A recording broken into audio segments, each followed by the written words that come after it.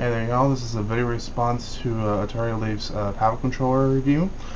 He got one of those 10-in-1 paddle controllers, and I was telling him, I got the joystick version, and I'm going to show it off. It's very similar to the 1970s model.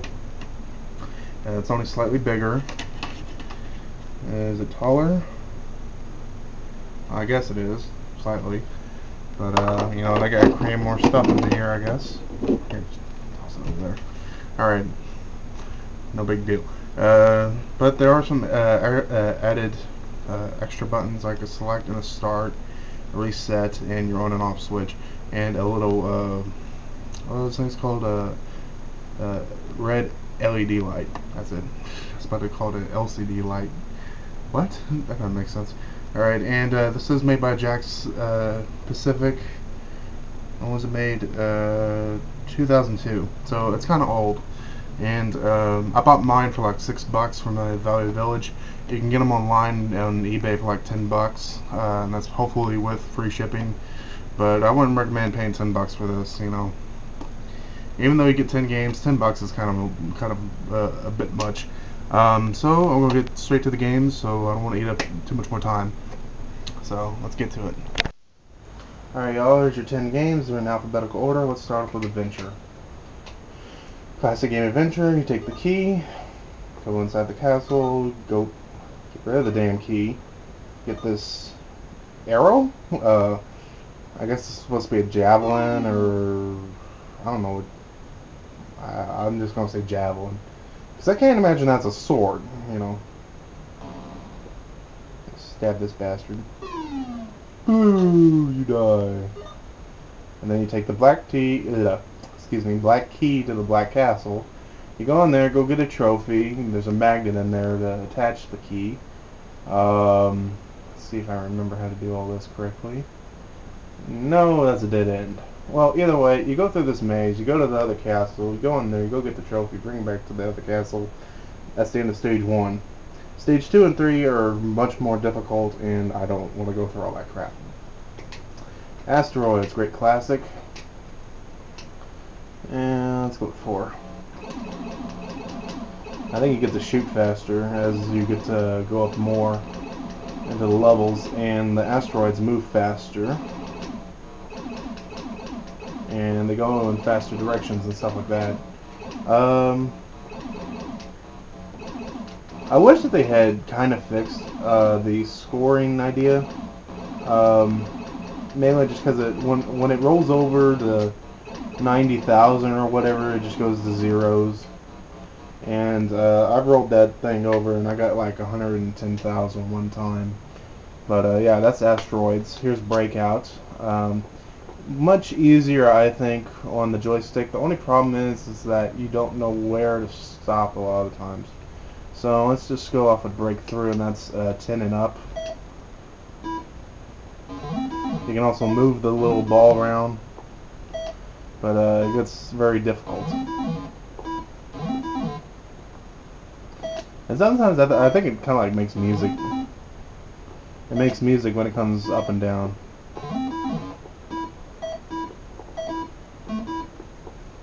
Alright, well, that's Breakout pretty much.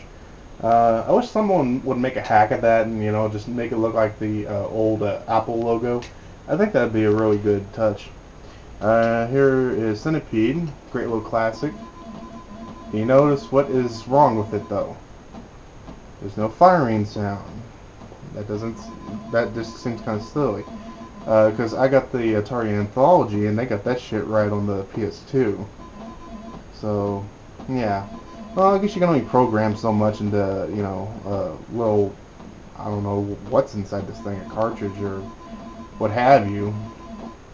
ROMs. Yeah, that's it. So there's only so much that you can do. But, yeah, that's Centipede.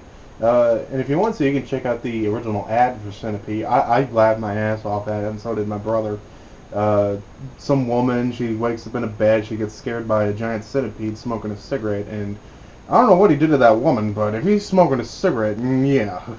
Okay, okay, here's Circus Atari, Atarileaf's favorite game, I think. I think he said it was also on the Coco, but he said he liked the 2600 version better. Damn it. Alright, well, these two people are like I don't know what the hell they're doing, really. I've never gone to a circus show and seen, idiots jumping in the air on a seesaw and just jumping up into blocks, hitting their head. I've seen trapeze do weird shit on whatchamacallit, poles and stuff, but I never saw this at a circus. Yeah, and they kill each other jumping off these things. So yeah, that's Circus Atari. Atarileaf's favorite game for the 2600. He also likes that pinball game, which I'm having some difficulty trying to find. Alright, back to the review. Gravatar, I really do not like this game. It's a very terrible game. I don't know why they stuck it in here. But there are some technical reasons why they did it. One, Atari did not have that many games that they have licensed. They could have put in things like Activision games, but son of a bitch. They would not have the rights to them because that is shit. The rights to the video games because they did not make them. They just, I don't know what the hell they did with them. They put them on the 2600. Oh, you see, this game it'll piss you off. This is why I think they should have put in Space Invaders, Space Attack, something much more simple than this. And as soon as you get done, thing blows up, I guess. But yeah, whatever. Terrible game. Missile Command, much better game. I remember playing this for like 20 or 30 minutes straight, and I got like over 50,000 or something. It's a great little classic. The point of the game is not to use as many bombs or missiles or whatever the hell you're shooting at these things. And whoever's bombing your ass, it could be the government, it could be Nazis, it could be whoever the hell you want it to be. Aliens, who cares?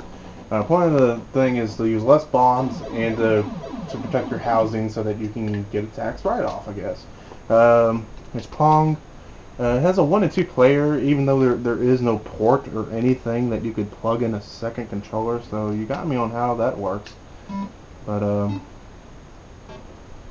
do you, like, hand the controller after you're done to someone else so that they can have a turn, maybe? I really don't know.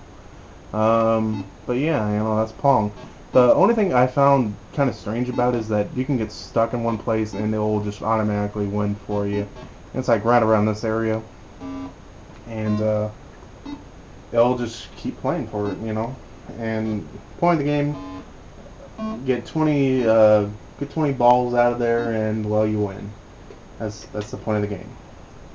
Volleyball, another game I really don't like that much, but I guess they had to put in some kind of sports game. The only difficulty is trying to keep your eye on 2 people. So yeah, it does get a little strange sometimes. But I would pick something more like baseball, but then again, there's those rights. I don't think they owned baseball back then. Or home run, or whatever the hell those games were back then. But yeah, it's a sports game. And the great classic Yars' Revenge, which I think looks a lot better than the original cartridge, mainly because you use an AV out instead of a, coaxial input. And that little thing chasing you is a missile, and it's a bitch. And if this thing gets pissed off, it shoots a swastika at you for some reason. I don't know why. And you gotta get this beam of light to shoot at this thing, and that's how you beat the game. Alright, y'all. I don't want to talk too much more. I've pretty much explained everything to you. 10 games, great deal for when you're playing on the go, I guess. And I wouldn't pay more than $6 for this because that's how much I paid for it. And some people are selling these things for $10 on eBay, and I just think that's too damn much. So go to your Goodwills, go to your garage sales, flea markets, what have you. They gotta have some there, and see if you can pick one up. All right. Oh, and don't forget to check out Atarileaf. Friend and sub him. He's a really good guy. So see y'all next time.